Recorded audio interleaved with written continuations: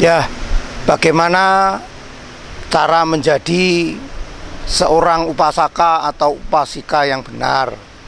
Upasaka itu sebetulnya adalah umat awam yang bukan biku, bikuni, atau samanera, samaneri, tetapi mereka adalah perumah tangga biasa, tetapi mereka ingin menjalankan apa yang diajarkan oleh guru agung kita, yaitu Sang Buddha Gautama. Langkah pertama, Anda harus mengetahui dulu paling tidak sekilas riwayat hidup guru agung Sang Buddha. Guru agung Sang Buddha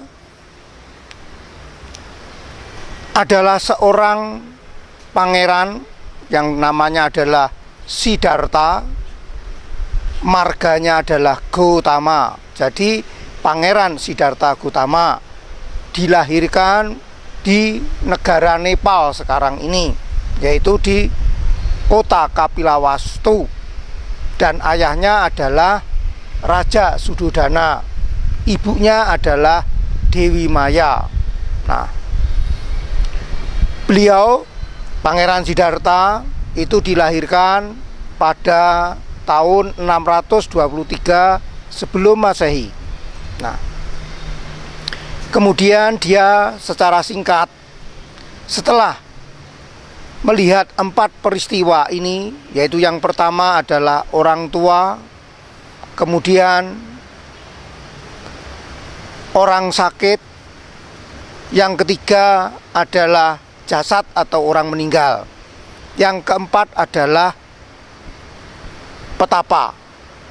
Kemudian dia mulailah merenungkan bahwa walaupun dia hidup enak di istana, tetapi toh nantinya suatu saat dia akan mengalami usia tua. Dia pun juga akan mengalami sakit. Bahkan terakhir dia akan mengalami kematian. Nah, 3 peristiwa yang dia lihatnya, usia tua, sakit, mati, ini sangat mengerikan bagi dia. Tetapi untungnya beliau melihat peristiwa yang keempat yang membuat semangatnya timbul, yaitu apa? Melihat seorang petapa yang hidupnya adalah sangat sederhana. Jadi timbullah harapannya, oh, rasanya adalah jalan pertapaan inilah yang dapat mengatasi usia tua, sakit, dan kematian. Sebetulnya usia tua, sakit, dan kematian inilah sebagian yang disebut duka. Nah, setelah itu Pangeran Siddhartha bertekad untuk meninggalkan istananya. Dan suatu hari pada saat dia baru istrinya Yasodhara melahirkan anaknya yang nantinya oleh kakeknya Raja Suddhodana diberi nama Rahula, maka Pangeran Siddhartha meninggalkan istana. Pada saat meninggalkan istana itu adalah pada hari bulan Purnamasidi, yang kita kenal sebagai hari, sebetulnya waktu itu adalah hari bulannya bulan Asada juga, tetapi tidak diperingati. Nah, kemudian dia mengembara mencari guru-guru, dan pertama dia bertemu dengan Alarakalama. Nah, di situ dia diajari bermeditasi, yaitu sampai mencapai meditasi, yaitu tingkat kekosongan, atau istilahnya boleh dikatakan jana ke-8. Tetapi dia menyadari bahwa ini bukanlah yang dia cari. Ini hanyalah mengantar ke alam kekosongan, bukannya bisa menghentikan duka. Istilahnya usia tua, sakit, dan juga kematian tetap menyerangnya. Oleh sebab itu dia meninggalkan Alarakalama dan mencari guru lain, dan akhirnya ketemu, yaitu Ramaputa. Dari Ramaputa beliau berlatih sampai tingkatan jana ke-8 arupa. Nah, di situ pun juga sama, tidak bisa menghentikannya. Antara lain yaitu duka atau orang sakitan, kemudian usia tua, dan kematian. Akhirnya dia memutuskan saya akan mencari jalan sendiri.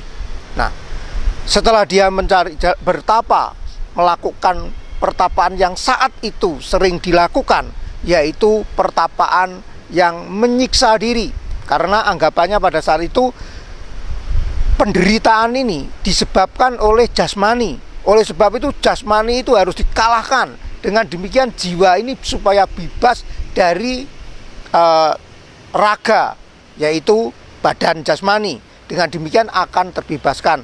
Pandangan itu saat itu banyak dipegang oleh para petapa itu, termasuk petapa Gotama juga menjalankan itu. Tetapi setelah bertapa menyiksa diri yang sangat-sangat keras, toh juga tidak memperoleh jalan untuk mengatasi duka itu. Kemudian beliau mulai merenungkan lagi, apakah kira-kira jalannya. Dia kemudian ingat, pada saat masih berusia 7 tahun, dia pernah menunggu pada saat itu ayahnya Raja Surodana mengadakan perayaan membajak, yaitu pembajakan pertama yang dilakukan oleh raja, kemudian oleh para petani. Nah, pada saat menunggu perayaan itu, beliau bosan dan secara alami dia duduk di bawah pohon jambu dan menggunakan pengamatan terhadap keluar masuknya napas yang disebut anapanasati. Dan saat itu walaupun beliau Pangeran Siddhartha masih berusia 7 tahun, dia telah mencapai tingkat jana pertama. Mengapa? Karena paraminya adalah sangat besar. Nah, pada saat itu sebagai petapa dia mulai berpikir, apakah saat pengalaman saya masih usia 7 tahun itu yang juga mencapai ketenangan, jauh dari nafsu, indria, juga jauh dari kebencian, tetapi perasaan pikiran juga tenang. Mengapa saya harus takut dengan kenikmatan itu? Karena terjauhkan dari perasaan nafsu-nafsu indera, juga terjauhkan dari terjauhkan dari kebencian. Mengapa saya harus takut? Mungkin ini adalah jalannya. Oleh sebab itu beliau kemudian memutuskan untuk berlatih anapanasati. Tetapi berlatih anapanasati tidaklah mudah. Karena apa? Memerlukan tubuh yang sehat. Pada saat itu petapa Gotama telah melakukan penyiksaan diri, tubuhnya sangatlah kurus sehingga lemas. Sehingga dia memutuskan, kalau begitu saya memerlukan sedikit makan saja. Nah, pada saat dia mulai sedikit makan, 5 petapa yang mengikutinya itu mulai memiliki salah penafsiran. Oh, petapa Gotama sekarang sudah terkalahkan, dia sekarang mulai makan, dia tidak berpuasa lagi, lebih baik kita tinggalkan aja. Justru pada saat 5 petapa yang mengikutinya itu meninggalkannya, justru berarti petapa Gotama sendirian bisa memusatkan latihannya lebih efektif. Nah, mulailah petapa Gotama mulai makan. Nah, dan saat dia pengembaraan terakhir itu melewati desa yang ditinggali oleh Sujata. Nah, Sujata memberikan dana makanan yang terakhir sebelum petapa Gotama mencapai pencerahan. Setelah itu petapa Gotama setelah menerima dana makanan dari Sujata dan memakannya, dan dia menyeberangi sungai Neranjara dan berada di tempat yang sekarang disebut Bodhgaya atau Buddhagaya.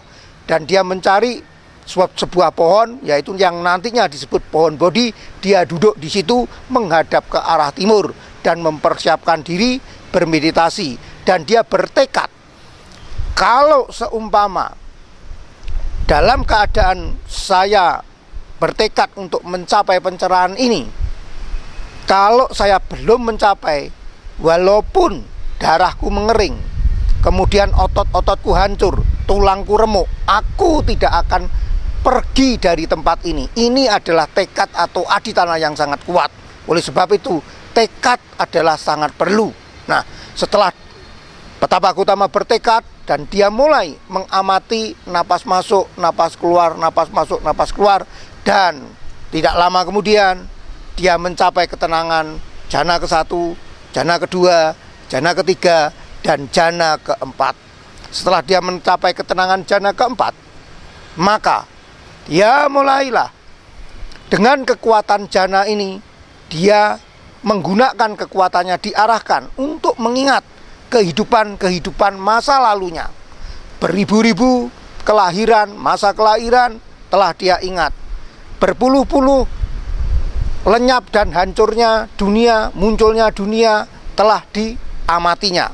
Setelah itu, dia mulai mengarahkan pikirannya melalui kekuatan jana keempat untuk melihat kehidupan-kehidupan para makhluk. Mengapa ada makhluk yang dilahirkan di keluarga yang bahagia? Mengapa ada seseorang yang hidupnya adalah tidak bahagia? Ini dikarenakan adalah perbuatannya. Kalau perbuatannya baik, maka hidupnya akan bahagia. Kalau perbuatannya tidak baik, maka dia akan menderita. Inilah yang disebut kemampuan mata dewa. Nah, itu adalah jaga kedua, yaitu jam 10 malam sampai jam 2. Setelah itu, beliau menggunakan kekuatannya untuk meninjau ke dalam diri, mengamati apa sih yang sebetulnya terjadi di dalam diri, dan saat itu dia mengetahui apa yang disebut penderitaan atau duka, apa penyebab dari duka, dan bagaimana duka itu dapat dihentikan, dan jalan apa yang dapat dihentikan. Inilah yang dikenal sebagai 4 kebenaran mulia. Dan setelah itu, kekotoran batinnya telah dilenyapkan, dan saat itu menjadi seorang sama Sang Buddha, yaitu orang yang telah sadar memiliki pencerahan atas usahanya sendiri, tidak ada yang mengajarkan. Oleh sebab itu disebut sama Sang Buddha. Itulah riwayat singkat dari guru agung kita, Buddha Gautama. Nah, sebagai calon upasaka upasika, langkah pertama Anda harus mengetahui riwayat singkat ini. Ya, kalau Anda ingin tahu, ya pelajarilah buku-buku tentang riwayat hidup Sang Buddha, sekarang banyak. Nah, setelah Anda mengetahui itu, kemudian apa yang harus Anda pelajari lagi?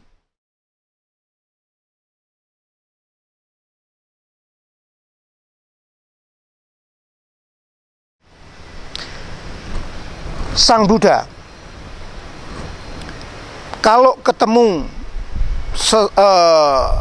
umat, dia memang melihat keadaannya dulu. Apakah orang-orang ini sudah mampu atau sudah siap menerima ajaran para Buddha, yaitu 4 kebenaran mulia?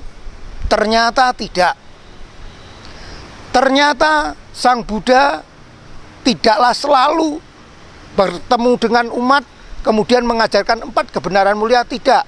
Memang pada saat bertemu dengan siswa pertamanya, yaitu 5 petapa, karena 5 petapa sudah memiliki persiapan sehingga langsung menerangkan 4 kebenaran mulia. Tetapi pada saat beliau bertemu dengan umat-umat yang biasa seperti ayahnya Yasa dan sebagainya, tidak 4 kebenaran mulia dulu.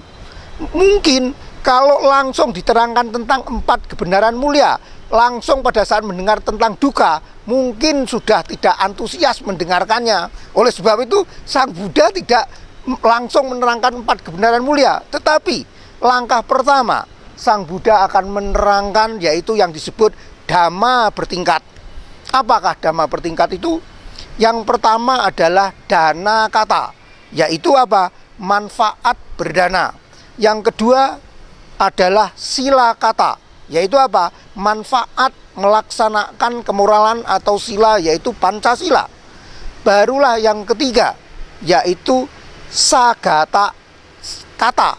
Maksudnya adalah alam surga atau alam bahagia akibat melaksanakan dana dan juga sila.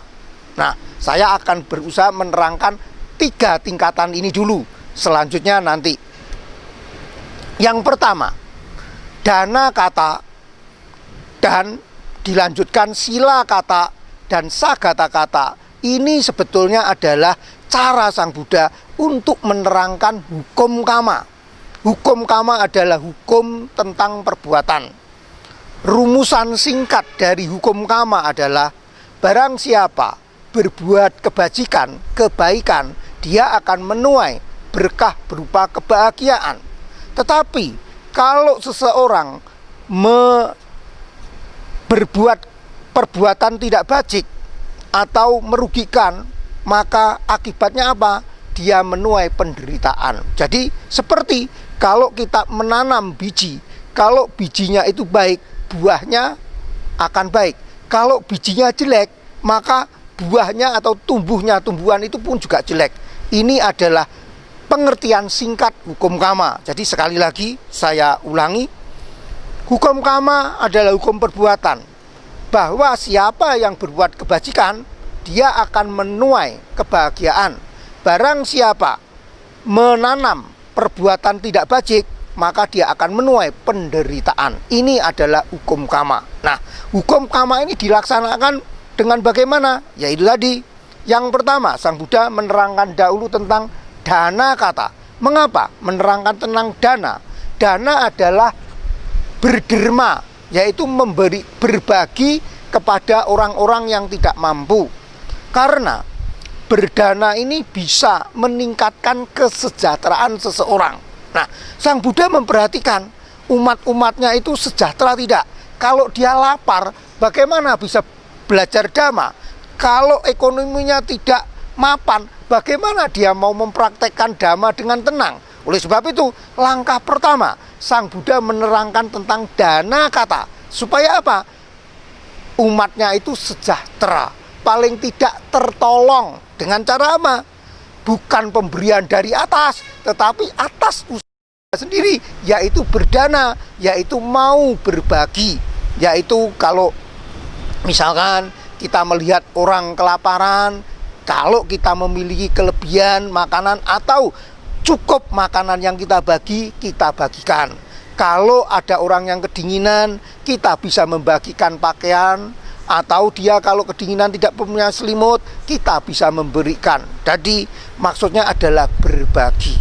Nah, manfaat dari berdana, yaitu sebetulnya berdana itu merupakan tabungan kita melalui kebajikan. Kalau kita menabung uang dan materi, barang-barang materi, itu cuma bertahan pada kehidupan ini saja. Setelah kita meninggal, barang-barang itu akan tertinggal, tidak akan mampu kita bawa. Tetapi kalau kebajikan termasuk berdana, hasilnya itu akan dapat kita bawa setelah kita kematian. Entah nanti kita terlahir di mana, ini sebagai bekal. Oleh sebab itu, berdana itu merupakan salah satu cara untuk meningkatkan kemakmuran bagi kita. Nah, jadi dana kata itu diajarkan. Selain dana kata, orang berdana adalah meningkatkan kesejahteraan. Tetapi kalau moralnya itu jelek, hidupnya pun juga menderita. Apa yang disebut kemoralan yang jelek?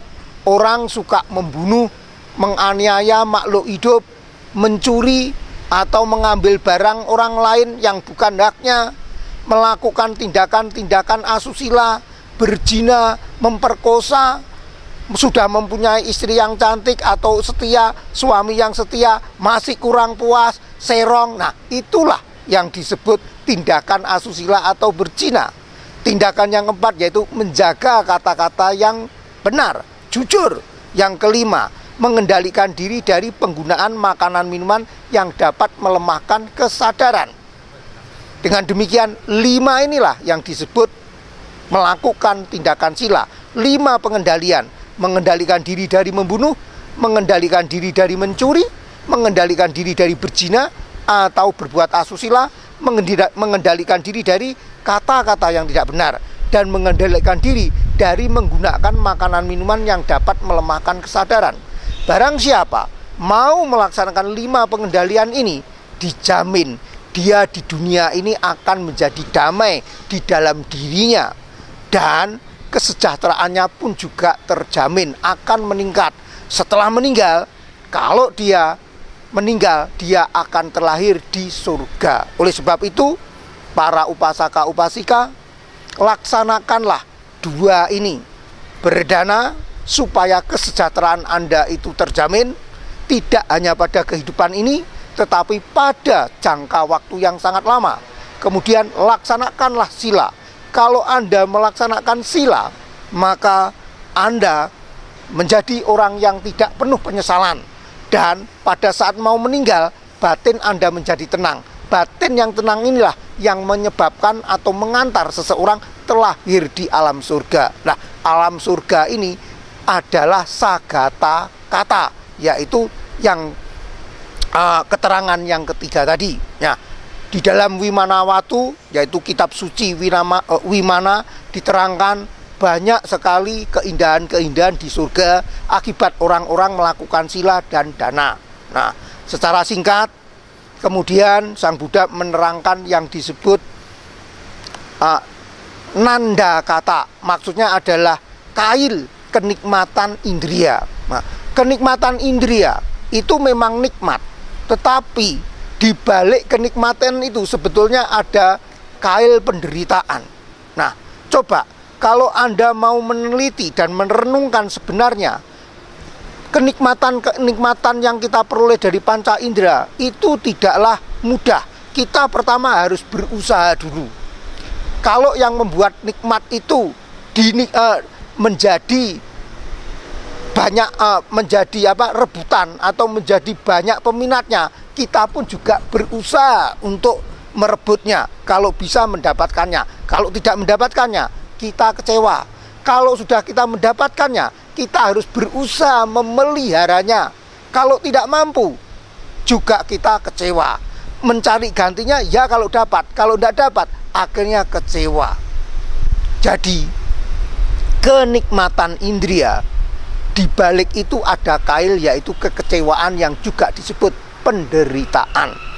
Termasuk terlahir di alam surga bukanlah merupakan hal yang kekal, tetapi sebatas kama baik Anda yang Anda tanam sehingga Anda terlahir di alam surga, itu habis, Anda akan meninggalkan alam tersebut. Oleh sebab itu Sang Buddha di sini memperingatkan, janganlah Anda tenang-tenang pada saat hidup di surga, atau Anda hanya memiliki cita-cita terlahir di surga. Itu adalah sangat merugikan. Lalu cita-cita apa? Ada cita-cita yang lebih tinggi, yaitu apa? Nibbana, kebebasan dari penderitaan. Untuk mencapai itu, maka harus melakukan sesuatu, yaitu apa? Meninggalkan kenikmatan indria atau kenikmatan duniawi yang disebut nekama kata. Nah, nekama kata adalah bagaimana setelah orang sadar bahwa kenikmatan itu hanyalah sebentar, tetapi penderitaannya itu yang banyak. Oleh sebab itu kalau orang merenungkan ini sadar, maka timbullah sang wega atau dorongan batin untuk bebas, untuk mencari kebebasan. Caranya bagaimana? Setelah Sang Buddha mengamati pendengarnya sudah mulai mengena, barulah Sang Buddha menerangkan 4 kebenaran mulia.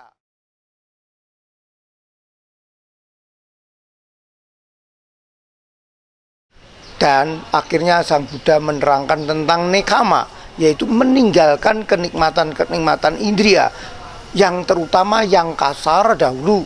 Nah, ada cara-cara untuk meninggalkannya, yaitu seperti pada saat Anda melatih meditasi, maka kebahagiaan di batin di situ adalah jauh sekali lebih bahagia, lebih damai ketimbang Anda bahagia yang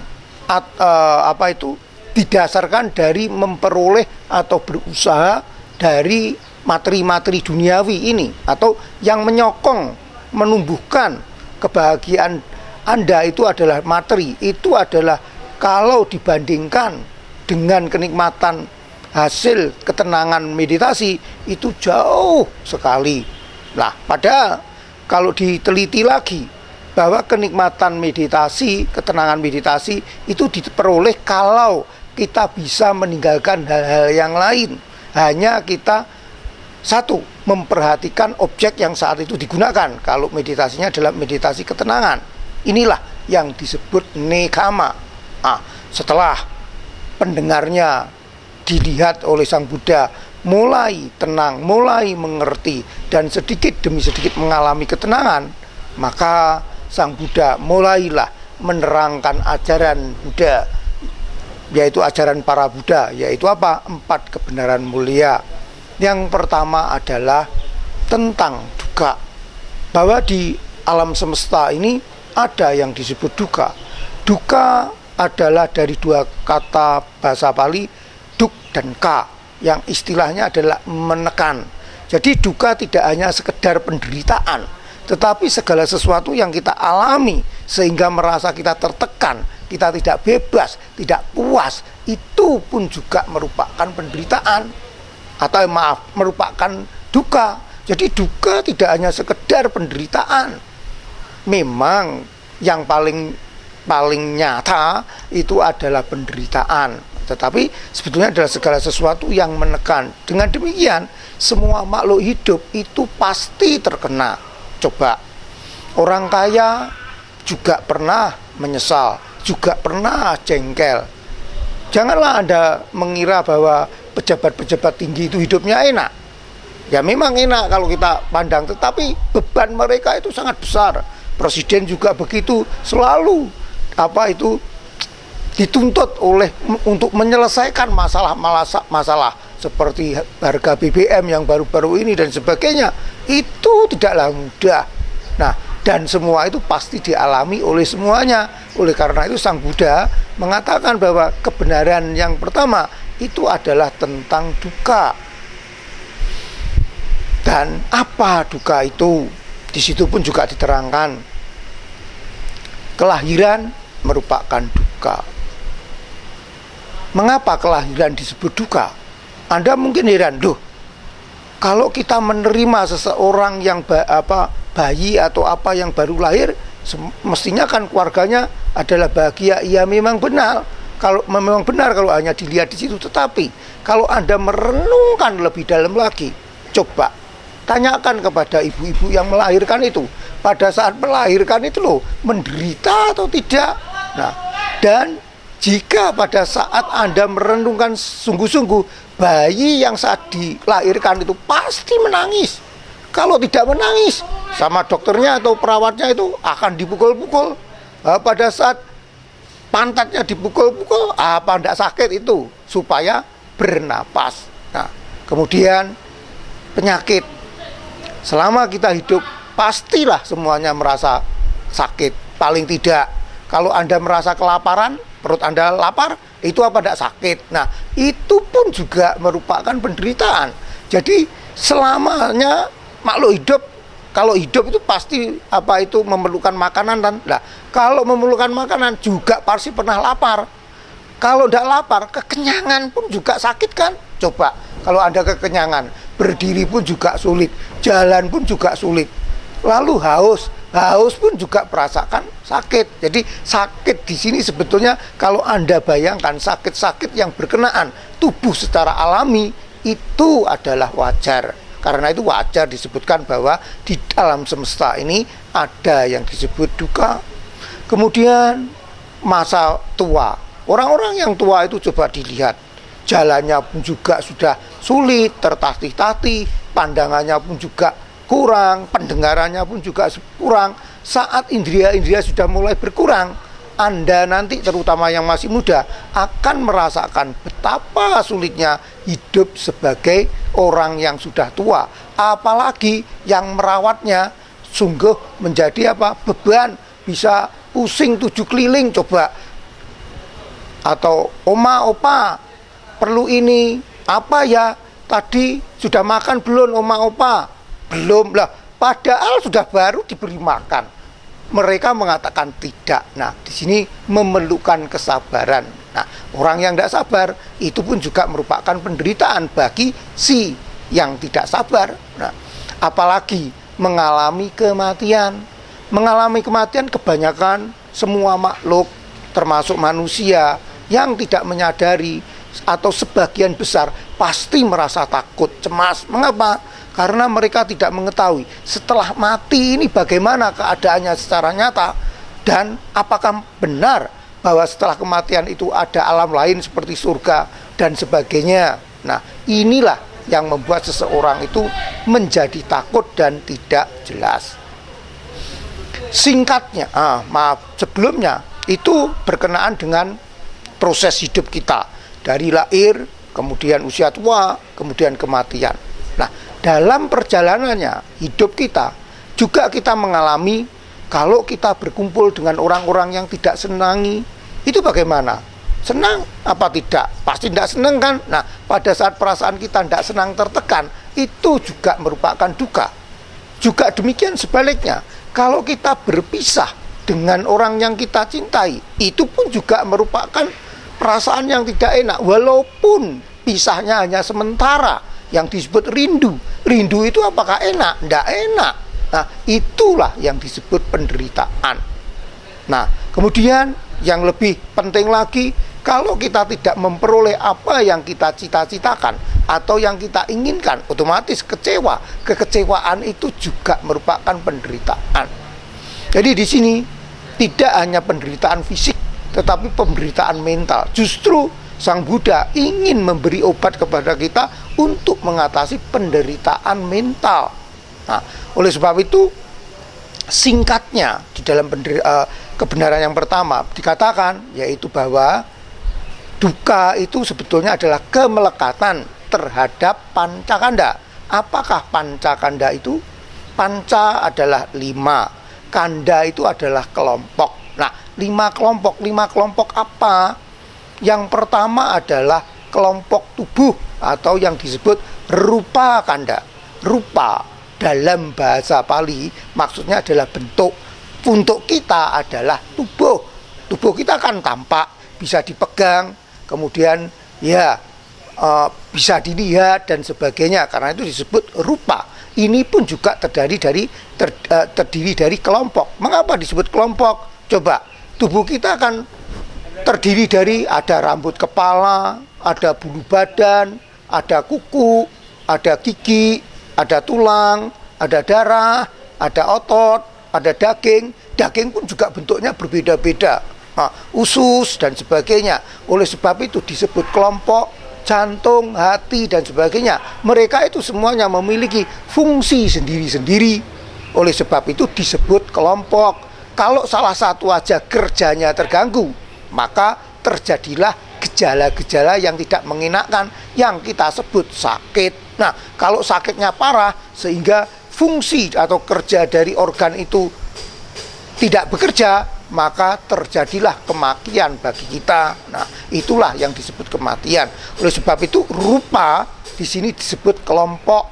Nah, rupa ini rupanya tidak apa-apa, bentuknya tidak masalah. Tetapi yang menjadi masalah, yang membuat duka itu melekat terhadap bentuk, melekat terhadap tubuh. Itu adalah menderita. Contoh, melekat terhadap tubuh. Coba, terutama Anda yang sudah tua-tua atau mendekati tua, rambut Anda kan mulai uban, ada putihnya beberapa. Nah, kemudian Anda semir lagi kan. Nah, coba kalau Anda pas tidak ada uang, pergi ke salon tidak bisa, atau pas sibuk sekali, nah Anda kan juga tergesa-gesa. Waduh, ini gimana ya, rambut saya ini acak-acakan, belum disemir lagi, ini gimana? Nah, itu merupakan duka. Mengapa? Karena kita melekat terhadap tubuh. Melekat di sini apa? Tergantung. Lebih tepatnya kita diperbudak. Seperti contoh rambut atau uban tadi. Gara-gara cuma uban, kita menjadi pusing.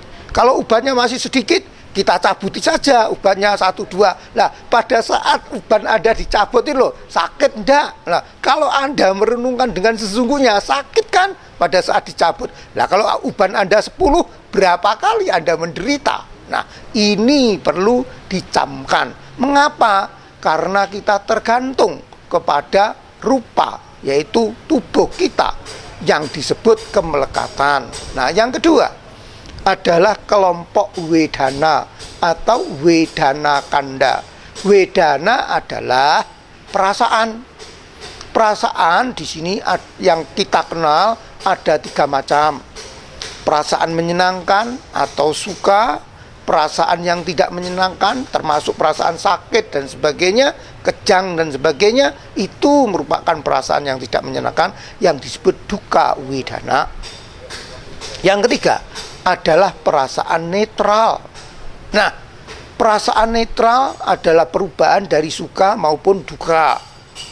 Perasaan netral adalah tidak menyenangkan juga tidak, menyedihkan pun juga tidak. Jadi tidak adanya dua perasaan ini adalah netral. Pas tidak ada apa-apalah, boleh dikata adalah netral. Pada saat tenang adalah netral. Nah, tenang yang baik itu disebut UPK, tenang seimbang. Nah, itu adalah UPK. Nah, perasaan-perasaan ini pun juga merupakan kelompok. Mengapa perasaan kok disebut kelompok? Coba, tadi perasaan sudah kita bahas ada 3 macam, yaitu menyenangkan, tidak menyenangkan, dan netral. Kalau kita tinjau lagi bahwa tumbuhnya perasaan itu tidak bisa bersamaan. Kalau perasaan senang muncul, tidak mungkin perasaan tidak menyenangkan muncul atau perasaan netral muncul. Jadi satu persatu bisa muncul. Sedangkan tiap perasaan itu munculnya pun juga terkondisi, tergantung. Seperti pada saat kita melihat bentuk atau warna, muncullah 3 macam perasaan itu. Kalau sesuai dengan hasrat kita, kita akan menyenangi. Kalau tidak sesuai dengan hasrat kita, kita akan merasa tidak senang. Kalau apa yang kita lihat itu baru, maka kita netral-netral saja. Nah, jadi inilah yang disebut kelompok. Jadi ada bermacam perasaan-perasaan. Tergantung perasaan yang muncul dari mata disebut perasaan yang muncul dari mata. Perasaan yang dari telinga karena suara adalah perasaan yang akibat muncul dari suara. Juga dari hidung, bebauan, dari kecapan, dari sentuhan, dan juga dari pikiran sendiri. Dari sini sudah berbagai macam perasaan. Perasaan jadi tidak hanya satu. Oleh sebab itu disebut kelompok atau kanda. Kalau Anda melekat kepada perasaan ini pun juga merupakan duka. Coba, terutama pada saat Anda dikuasai oleh perasaan tidak menyenangkan, itu jelas-jelas Anda ingin melepas atau ingin mengakhiri perasaan itu. Nah, demikian juga pada saat Anda dikuasai oleh perasaan menyenangkan, kalau Anda tidak sadar saat menikmati, tahu-tahu perasaan menyenangkan itu pergi, Anda pun juga kecewa kan? Nah, oleh sebab itu kita juga tergantung, atau orang yang tergantung diperbudak oleh perasaan itu pun juga merupakan duka. Sedangkan kelompok yang ketiga adalah apa?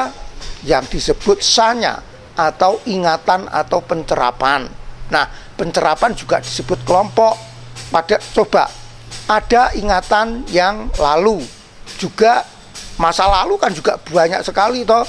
Minggu yang lalu, bulan yang lalu, tahun yang lalu, 10 tahun yang lalu. Nah, itu kalau dikumpulkan berapa detik yang lalu. Nah, dengan demikian ini disebut kelompok. Oleh karena itu sanya juga disebut kelompok. Nah, mengapa disebut duka, mengakibatkan duka? Kalau Anda melekat kepada ingatan, ingatan itu sendiri tidak merupakan duka. Tetapi kalau Anda melekat kepada duka, kepada sanya, kepada ingatan, pencerapan, itu merupakan duka. Coba, pada saat Anda mengatakan sesuatu atau mau mengatakan sesuatu, sedang ingatannya blank, Anda lupa. Lah, di situ Anda kan berusaha untuk mengingat. Semakin tidak mampu mengingat, timbullah suatu kejengkelan. Nah, di sini loh, mengapa kemelekatan terhadap ingatan itu merupakan penderitaan. Ingatannya sendiri tidak masalah, tetapi yang melekat, yang tergantung pada ingatan itulah yang merupakan duka. Demikian juga termasuk sangkara atau kehendak, termasuk bentuk-bentuk pikiran. Terutama sangkara adalah sangat banyak, salah satunya disebut cetana. Cetana adalah kehendak. Justru cetana adalah kehendak yang membentuk kama.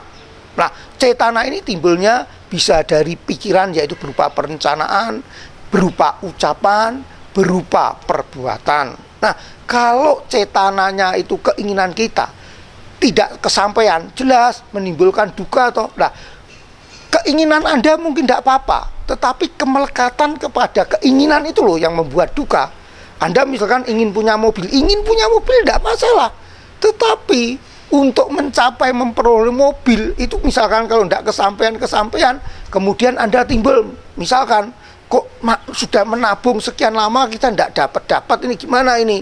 Terus kemudian karena Anda melekat pada keinginan untuk mempunyai mobil, kemudian Anda sebagai contoh saja melakukan tindakan-tindakan mungkin copet, mungkin merampok, lah kemudian ketangkap oleh polisi pada saat nyopet atau ketahuan orang, dipukuli, menderita kan. Nah, yang membuat menderita itu bukan keinginannya, tetapi kemelekatan terhadap keinginan, itulah yang membuat derita. Demikian juga kesadaran. Nah, ini semua yang disebut duka. Sekali lagi, sebetulnya yang disebut duka adalah keinginan terhadap kemelekatan terhadap, kemelekatan bukan keinginan, kemelekatan terhadap pancakanda. Nah, kebenaran yang kedua adalah apa? Penyebab munculnya penderitaan itu apa? Penyebabnya tidak lain adalah tanha. Tanha artinya apa? Yaitu keinginan yang terus-menerus yang mengakibatkan tumimbal lahir. Itu loh yang disebut tanda. Jadi bukan hanya sekedar keinginan saya ingin kencing, ingin makan, bukan itu. Jadi yang disebut tanha itu adalah keinginan yang nantinya akibatnya itu akan meneruskan, memiliki tenaga, mendorong untuk tumimbal lahir yang berikutnya. Nah, tanha ini terdiri dari 3 macam. Yang pertama yang disebut kama tanha, yaitu keinginan kenikmatan indria. Apa yang kita lihat merupakan kesenangan, apa yang kita dengar merupakan kesenangan, apa yang kita kecap, makan merupakan kesenangan, maksudnya ada kenikmatannya. Kemudian sentuhan yang lembut dan sebagainya, yang tidak terlalu panas, tidak terlalu dingin, hangat-hangat, itu merupakan kenyamanan. Juga pikiran-pikiran lamunan, termasuk mimpi-mimpi, juga merupakan kesenangan yang menimbulkan kenikmatan. Lah, kenikmatan-kenikmatan ini menimbulkan daya tarik yang ingin kita ulang. Nah, kenikmatan-kenikmatan indria inilah yang disebut kama indria. Nah, yang kedua adalah bawa tanha, yaitu keinginan untuk melangsungkan kehidupan atau mempertahankan hidup. Karena dalam kehidupan ini kita sudah menikmati kenikmatan-kenikmatan itu, ingin lagi, bahkan ada keinginan yang belum tercapai, kita hanya mendengar saja, jadi ada harapan-harapan untuk mencapainya. Nah, untuk mencapai ini maka timbullah keinginan yang kedua, yaitu mempertahankan hidup. Mengapa? Supaya kalau umur kita panjang, hidup kita panjang, maka kita dapat menikmati kenikmatan-kenikmatan itu, yaitu hasil dari kama indria, itu akan lebih panjang. Semua pasti ingin, semua kan ingin hidupnya panjang kan? Mengapa? Supaya Anda bisa hidup enak. Apa yang disebut hidup enak? Ya makan enak, pakaian enak, kemudian apa yang dilihat enak. Lah itu semua kan sumbernya dari kama indria, yaitu yaitu kenikmatan indria. Oleh sebab itu menimbulkan tanda yang kedua, jenis kedua, yaitu mempertahankan hidup. Oleh karena itu mempertahankan hidup merupakan tanda. Nah, sebaliknya, kalau apa yang kita inginkan itu tidak dapat atau ada halangan, maka kalau kita mudah putus asa, kecewa, maka kita bunuh diri. Bunuh diri ini melenyapkan hidup. Itulah yang disebut tanha yang jenis ketiga, wibawa tanha, yaitu keinginan untuk melenyapkan kehidupan. Loh, kok mengapa disebut tanha? Sebetulnya di balik bunuh diri, pelenyapan ini ada lagi, yaitu supaya bebas. Setelah bebas apa? Bahagia kan? Walaupun pandangan itu kebanyakan salah. Dan itu adalah contoh yang agak samar. Contoh yang lebih nyata lagi, wibawa tanha adalah apa? Pada saat Anda menginginkan sesuatu, terdapat saingan Anda yang kuat, Anda ingin melenyapkan, Anda ingin membunuh, itu pun juga wibawa tanha.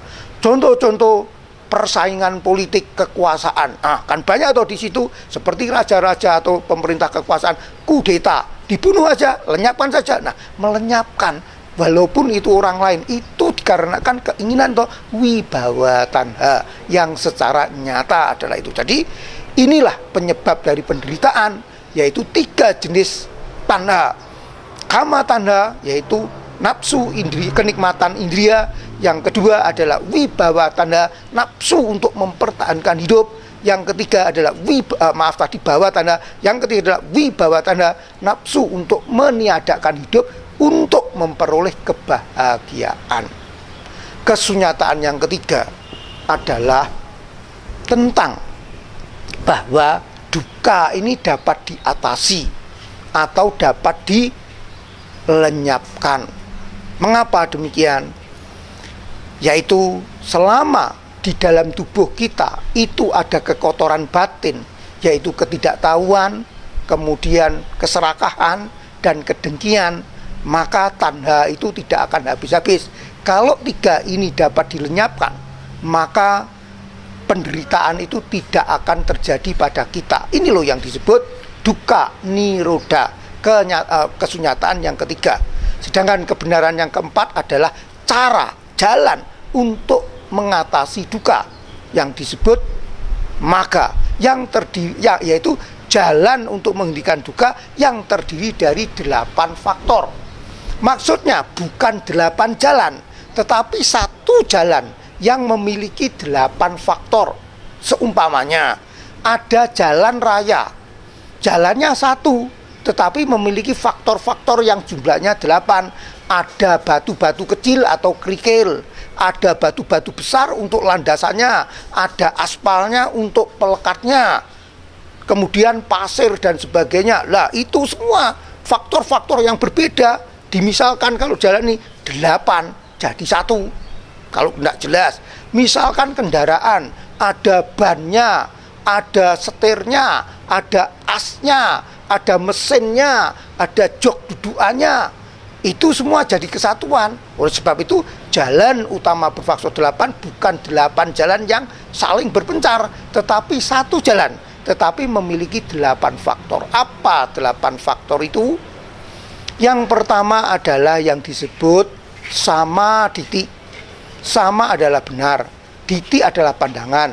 Jadi di sini adalah pandangan benar. Yang kedua adalah sama sangkapa, yaitu pikiran benar. Nah, dua faktor ini, yaitu pandangan benar dan pikiran benar, dua faktor ini dijadikan satu yang disebut panya. Nah, sedangkan faktor yang ketiga adalah ucapan benar atau sama sangkapa. Sedangkan yang keempat adalah perbuatan tindakan yang benar disebut sama kamanta. Dan yang kelima adalah mata pencarian. Cara kita hidup itu loh adalah secara benar. Jadi cara dagang Anda itu haruslah benar. Nah, itu adalah sama ajiwa. Tiga ini, ucapan benar, perbuatan benar, penghidupan benar, tiga ini dikelompokkan sebagai sila atau kemoralan.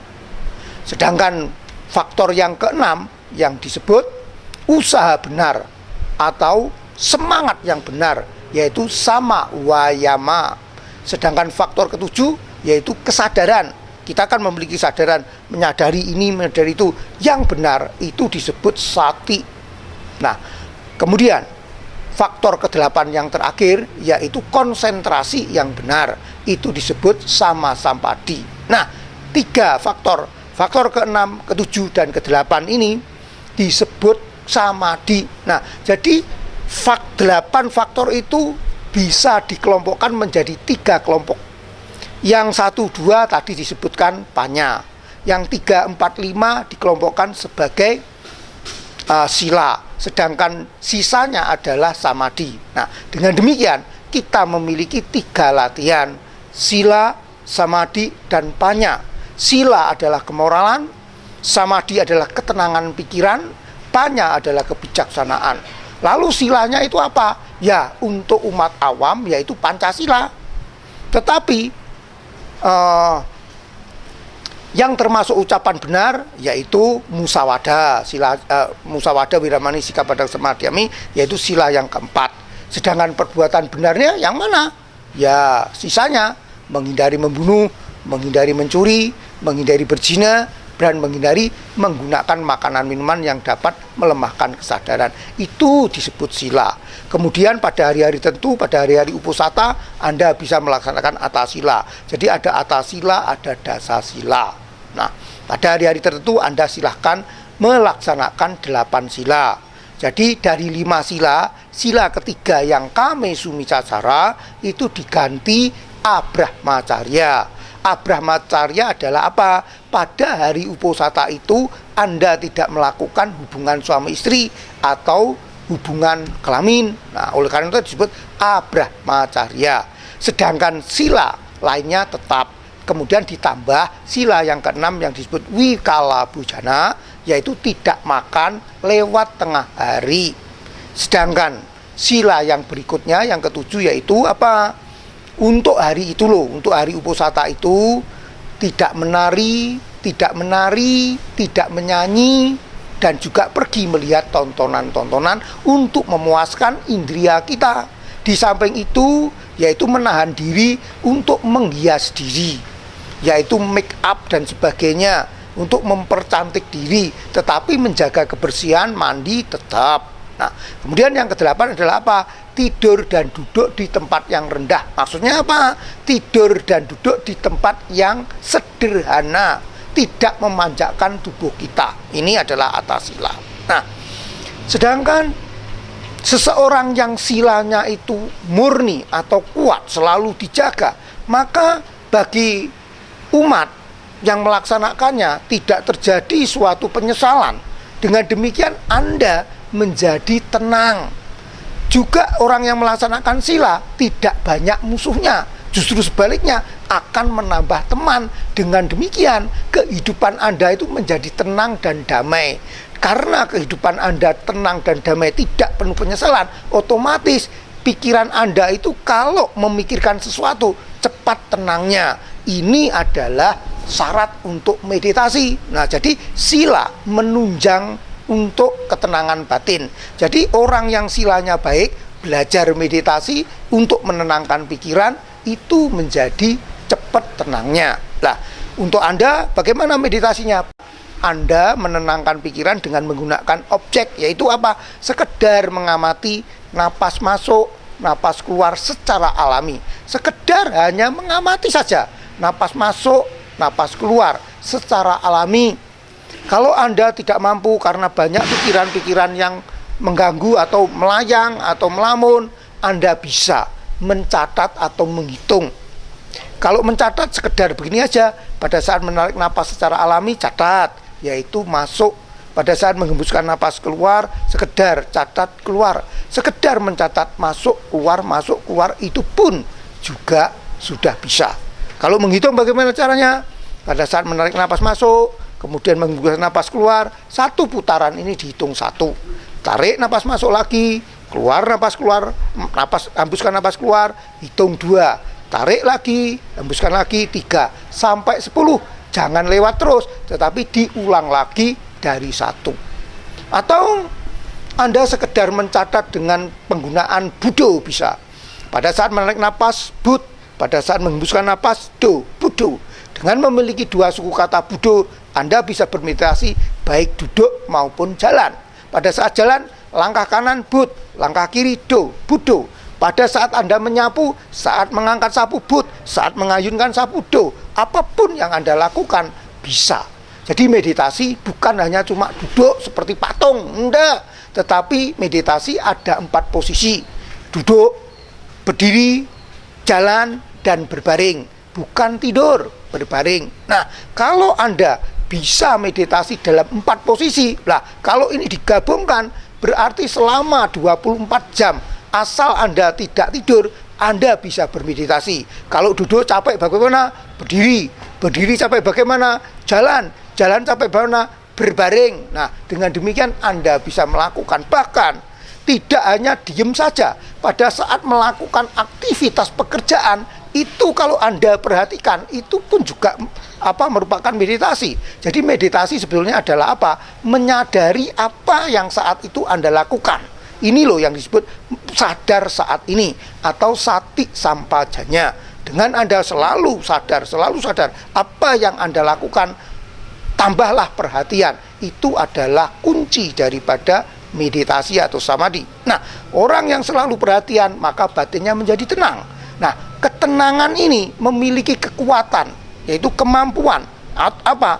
Yaitu kalau Anda melihat segala sesuatu, itu menjadi jelas. Mengapa menjadi jelas? Pada hari-hari biasa, kita dipengaruhi oleh emosi kita. Sedikit marah, sedikit senang, sedikit ketawa, sedikit menangis. Nah, emosi yang tidak stabil ini mempengaruhi hidup kita, apalagi cara pandang kita. Nah, kalau emosi-emosi ini tenang atau teredam, maka kita bisa melihat segala sesuatu seperti apa adanya. Nyatanya, di sini akan terlihat kebenaran atau kebijaksanaan. Ini loh yang benar, ini yang salah. Ini yang disebut panya. Nah, ya, itu tadi adalah yang disebut 3 latihan: sila, samadhi, dan panya. Jadi, moralitas yang murni akan menunjang pikiran yang tenang. Pikiran yang tenang akan melihat segala sesuatu itu menjadi nyata dan jelas, sehingga menimbulkan kebijaksanaan. Nah, seseorang yang memiliki kebijaksanaan, otomatis dia dapat melaksanakan sila menjadi benar, tidak ragu-ragu. Ini memang boleh dilaksanakan, ini tidak boleh dilaksanakan. Dengan demikian, sila Anda akan semakin murni. Jadi 3 latihan itu bagaikan lingkaran yang saling menunjang. Sila menunjang samadhi, samadhi menunjang panya, panya menunjang sila. Jadi kalau seseorang memiliki panya yang semakin dalam, silanya semakin murni, semakin kokoh. Sila yang semakin murni, batin Anda menjadi semakin tenang. Batin yang semakin tenang melihat segala sesuatu menjadi semakin jelas. Dengan demikian, panyanya akan juga semakin tinggi. Nah, ini adalah tentang 4 kebenaran mulia. Perlu saya ulangi lagi. Kebenaran yang pertama adalah tentang duka. Kebenaran yang kedua adalah tentang sebab duka. Kebenaran yang ketiga adalah tentang terhentinya duka. Kebenaran yang keempat adalah jalan untuk menghentikan atau mengatasi duka. Inilah 4 kebenaran. Jadi saya ulang lagi, Sang Buddha pada saat bertemu kepada umat yang baru tidak langsung memberikan 4 kebenaran mulia, tetapi apa? Yaitu menerangkan dulu tentang dana, kemudian sila. Hasil dari melaksanakan dana dan sila yaitu apa? Hidup di surga setelah kematian ini. Kemudian Sang Buddha menerangkan, memberi peringatan bahwa kenikmatan indria itu sebetulnya hanya sedikit kenikmatannya, tetapi usahanya, penderitaannya itu lebih banyak atau lebih besar. Ini loh disebut nandi atau kail. Kemudian Sang Buddha menerangkan bahwa bagaimana caranya supaya kita tidak menderita akibat kenikmatan indera yang ada kailnya itu, yaitu Anda harus melepaskan yang disebut nekama. Nah, dengan adanya nekama, maka kebahagiaan batin akan terbentuk. Baru setelah pendengarnya siap, baru Sang Buddha menerangkan 4 kebenaran mulia, yaitu kebenaran tentang duka, kebenaran tentang sebab duka atau samudaya duka, duka samudaya, kemudian kebenaran yang keempat adalah duka niroda, ketiga duka niroda, kemudian kebenaran yang keempat adalah duka gamini samipada atau maga. Nah, begitu. Ya, para upasaka upasika, memang Buddha Dhamma itu memerlukan suatu pembelajaran. Tanpa adanya pembelajaran, kita tidak bisa memahami secara benar. Jadi Buddha Dhamma itu menuntut pembelajaran, tidak sekedar hanya percaya begitu saja. Oleh sebab itu, sada atau keyakinan yang benar itu memerlukan suatu pembelajaran, suatu pengalaman, sehingga ada buktinya. Pada saat Anda mempraktekkan, ada buktinya, barulah sada keyakinan yang benar berdasarkan pengalaman Anda, pemahaman Anda itu barulah muncul. Nah, lalu dhamma apa yang bagi pemula untuk dipersiapkan? Anda bisa mempelajari yaitu tentang hukum kama, kemudian tentang 4 kebenaran mulia tadi, juga tentang riwayat hidup Sang Buddha yang kemarin kan sudah saya juga sebutkan. Nah, sekarang diperdalam lagi tentang 4 kebenaran mulia, yaitu kebenaran tentang duka, kebenaran tentang sebab duka, kebenaran tentang terhentinya duka, dan kebenaran tentang jalan untuk mengatasi duka. Itu dengan hukum sebab akibat atau paticca samuppada. Itu bagaimana? Anda tidak perlu bingung-bingung. Sebetulnya paticca samuppada atau hukum sebab akibat yang saling bergantungan itu adalah melengkapi, merupakan kembangan dari kebenaran yang kedua dan kebenaran yang ketiga. Jadi begini, kebenaran yang pertama adalah tentang duka. Kebenaran yang kedua tentang sebab duka, yaitu tanda. Sebabnya itu apa? Prosesnya bagaimana sampai muncul menjadi duka? Itu dijelaskan di dalam paticca samuppada, dalam proses yang naik atau naik, atau dari timbulnya avijja sampai timbulnya duka. Sedangkan kebenaran yang ketiga, yaitu tentang lenyapnya duka, itu pun juga diterangkan di dalam paticca samuppada tentang proses kelenyapannya. Jadi atau penjelasan kebalikannya nanti saya jelaskan. Jadi janganlah Anda semakin bingung, tetapi justru itu adalah yang saling melengkapi, atau paticca samuppada merupakan kembangan yang lebih lanjut dari kebenaran mulia yang kedua dan yang ketiga. Kebenaran mulia yang kedua adalah sebab duka. Terjadinya bagaimana? Tanda ini loh, kok sampai menjadikan duka, itu bagaimana? Nah, berdasarkan paticca samuppada, Sang Buddha menerangkan demikian. Faktor pertama yang disebut avijja. Avijja adalah apa?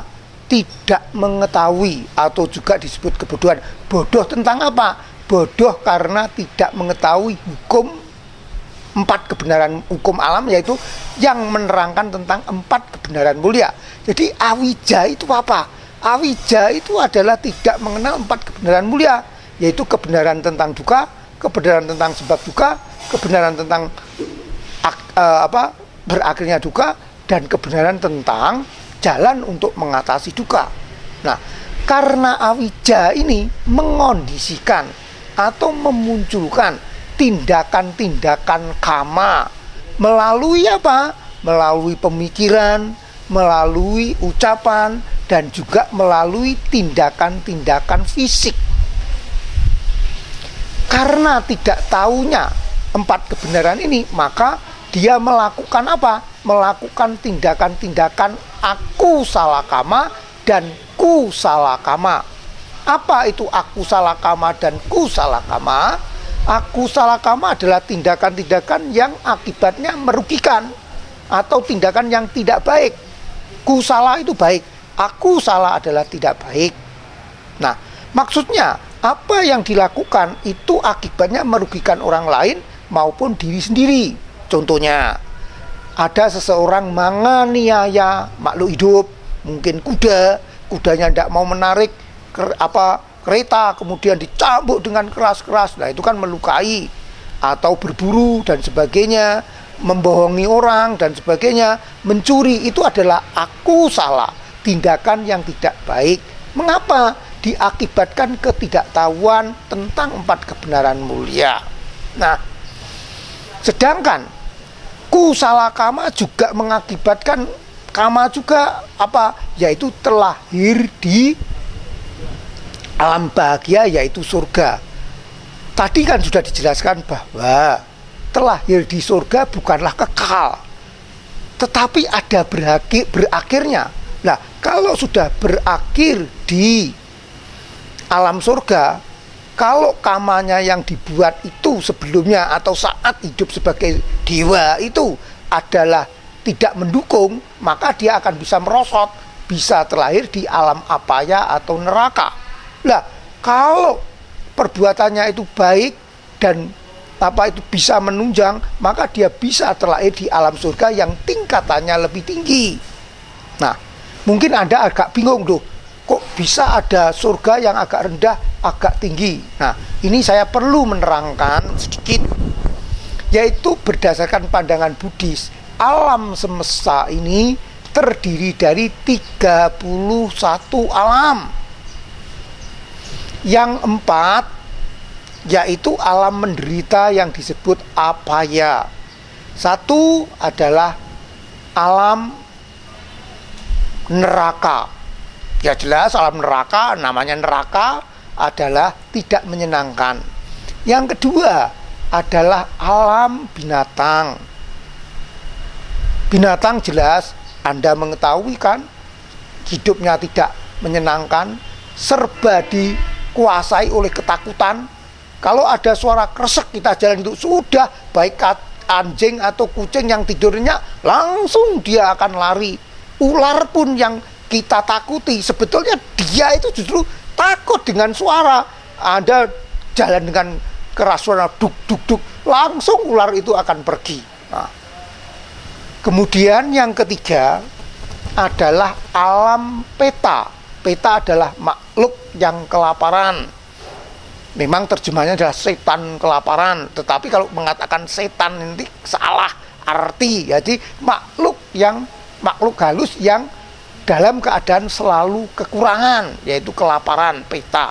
Yang keempat adalah asura. Memang dalam Tipitaka atau yang suta yang dahulu, catatan dahulu, itu memang asura tidak termasuk, tetapi yang sekarang ini, yang baru-baru ini dimasukkan. Nah, 4 alam ini, yaitu alam neraka, alam peta, alam binatang, alam peta, dan alam asura, ini disebut alam apaya, yaitu alam yang menderita. Sedangkan yang kelima adalah alam manusia. Alam manusia itu mengalami 2 macam perasaan, perasaan menyenangkan dan perasaan yang tidak menyenangkan atau menyedihkan. Kalau yang 4 ini tadi umumnya kebanyakan terutama alam neraka dikuasai, didominasi oleh perasaan tidak menyenangkan, yaitu kesedihan. Tapi manusia itu, lihat dulu, manusia yang menderita ya ada toh, tetapi kebanyakan mereka juga bisa merasakan senang. Nah, kemudian alam yang keenam yaitu alam dewa. Alam dewa yang dekat dengan alam manusia tentunya adalah alam dewa bumi kan. Nah, siapa yang menguasai atau istilah jadi pemimpinnya dewa bumi, yaitu Catu Maharajika. Catu itu adalah 4, Maharajika adalah dewa 4 arah. Jadi yang utara itu ada sendiri, yang selatan itu ada sendiri, yang barat maupun timur ada sendiri. Dan dewa-dewa bumi termasuk yaka-yaka katanya itu di bawah kekuasaannya, di bawah pengaruhnya. Dewa pohon, dewa gunung, dewa sungai dan semuanya itu berada di bawah kekuasaan 4 Catu Maharajika.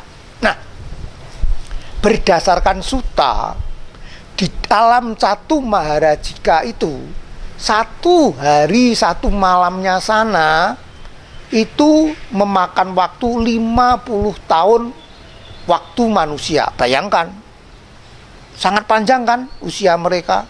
1 hari 1 malam saja loh di sana itu memakan waktu 50 tahun. Oleh sebab itu kalau Anda bertemu atau ada orang yang memiliki kemampuan bisa berkomunikasi dengan makhluk-makhluk seperti dewa pohon, dengan usianya adalah panjang-panjang, jangan mengherankan. Karena memang waktunya adalah demikian. Itu adalah hukum alam. Walaupun Anda percaya, tidak percaya, ketawa atau tidak, tetapi itu adalah nyata berdasarkan suta. Anda harus membuktikan. Nah, alam yang ke-7, ini tadi adalah alam yang ke-6 kan. Alam yang ke-7 adalah lebih tinggi lagi, yang disebut alam dewa Tawatimsa, atau juga terkenal sebagai alam 33 dewa. Mengapa? Karena pemimpinnya adalah Dewa Saka. Nah, Dewa Saka ini sebelum menjadi dewa, pada saat dia sebagai manusia, dia memimpin sekelompok manusia, pemuda yang jumlahnya 33. Itu selalu berbuat kebajikan, membangun jalan, membangun jembatan, membangun tempat-tempat untuk fakir miskin yang kurang makan diberi makan, dan juga menyambut tamu-tamu dari luar daerah untuk tempat penginapan dan sebagainya. Sehingga karena jasa-jasa ini, saat meninggal mereka terlahir di surga yang lebih tinggi dari Catu Maharajika, yaitu yang disebut Tawatimsa. Nah, di surga Tawatimsa itu jauh lebih lama dan lebih nikmat lagi. 1 hari 1 malam di sana itu adalah 100 tahun ukuran manusia. Bayangkan 100 tahun. Di surga yang lebih tinggi lagi, yaitu yang ke-8, yaitu yang disebut surga Tusita. Itu pun juga lebih tinggi lagi, yaitu semuanya 2 kali lipat. Nah, Bodhisattva, calon Buddha nanti, Buddha Maitreya, yang jadi Buddha Maitreya, jadi masih sekarang sebagai Bodhisattva Maitreya, berada di surga Tusita ini. Setelah Dhamma yang dibabarkan oleh Buddha Gautama lenyap, dilupakan orang, dan sekian lama, maka turunlah nanti Buddha Maitreya yang mengajarkan Dhamma dengan landasan cinta kasih. Oleh sebab itu dinamakan Buddha Maitreya, Buddha yang akan datang. Nah, tingkat surga yang lebih tinggi lagi yaitu tingkat surga yang disebut surga Yama. Dan lagi tingkat-tingkat laginya yaitu Nimanarati dan Vimana Nimanarati. Nah, ada 9. Nah, semua ini disebut Kamaloka. Jadi 9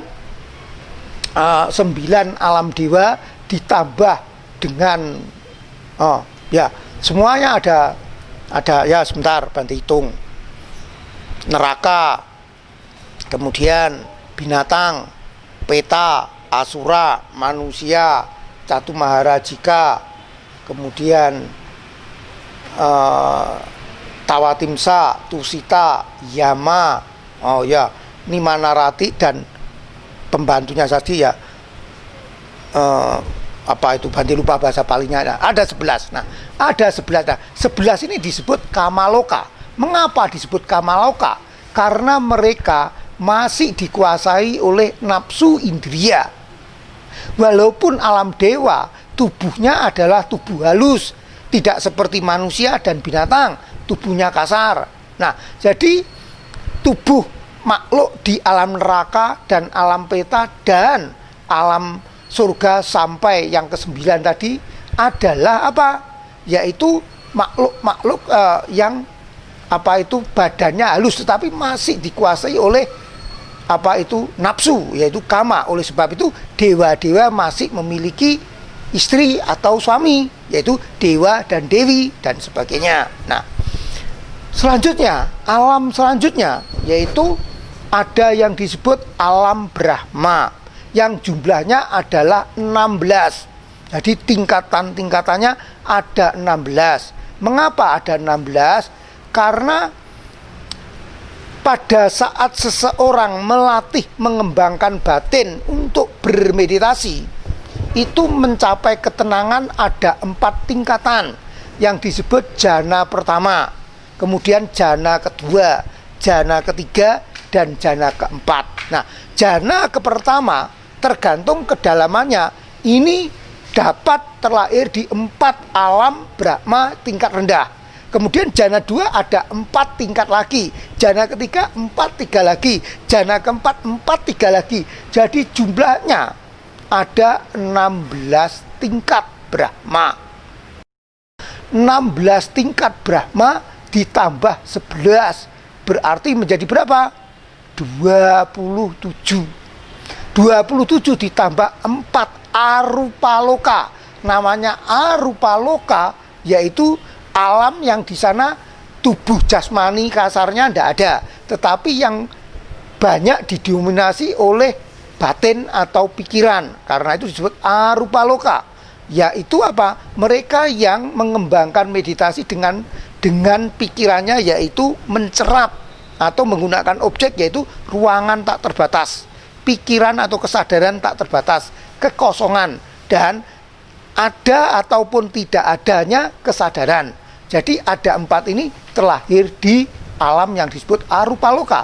Jadi jumlahnya ada 31 alam, saudara-saudara. Nah, kembali lagi tentang melakukan kama tadi toh, ada aku salah kama dan ku salah kama. Kalau Anda melakukan aku salah kama, Anda terlahir di 4 alam yang menderita tadi, yaitu alam binatang, alam neraka, alam binatang, alam setan kelaparan, kemudian alam asura. Kalau Anda melakukan kusala kama, perbuatan baik, maka Anda akan terlahir di alam-alam surga. Tetapi di 31 alam itu semuanya manusia, makhluk, baik itu dewa maupun Brahma, mengalami kematian juga. Maksudnya harus pindah dari alam itu, termasuk makhluk neraka.